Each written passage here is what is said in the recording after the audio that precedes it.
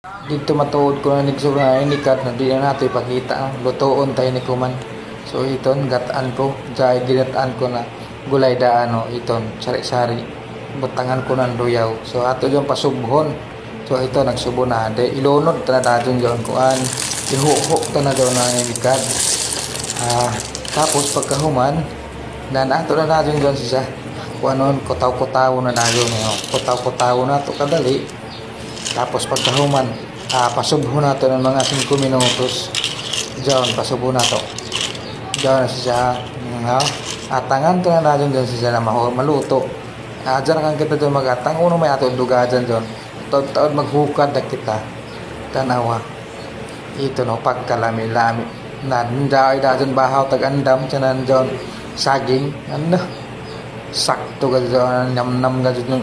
Ang busog. Dakon. Tiyan nato na ito. Saos pagkaganagana.